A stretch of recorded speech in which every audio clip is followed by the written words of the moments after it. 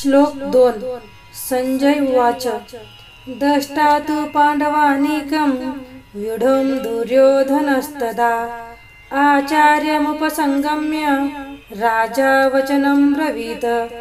संजय म्हणाला, हे राजन, पांडुपुत्रांनी केलेली सैनिकांची व्यूहरचना पाहून दुर्योधन आचार्यांकडे गेला आणि त्याने पुढील प्रमाणे बोलण्यास आरंभ केला।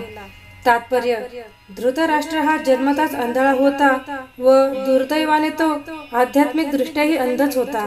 त्याला नक्की माहीत होते की आपली मुलेही आपल्याप्रमाणेच आध्यात्मिक ज्ञानाच्या बाबतीत अंध आहेत आणि जन्मापासून पुण्यवान असणाऱ्या पांडवांबरोबर आपल्या मुलांचा कधीच सलोखा होणार नाही अशी त्याची खात्री होती।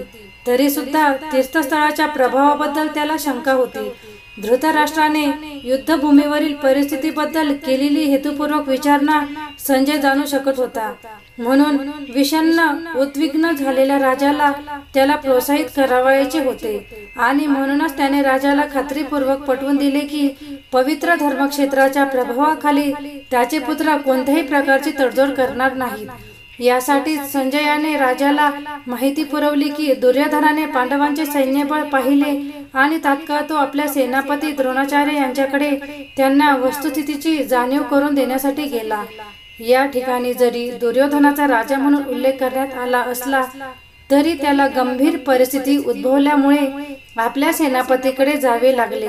यावरून तो राजकारणी होण्यास पात्र होता हे कळून येते। पण जेव्हा त्याने पांडव सैन्याची व्यूह रचना पाहिली तेव्हा जरी त्याने बाह्यात्कारी मुत्सद्देगिरीचे प्रदर्शन केले तरी तो आपल्या मनातील भीती लपवू शकला नाही।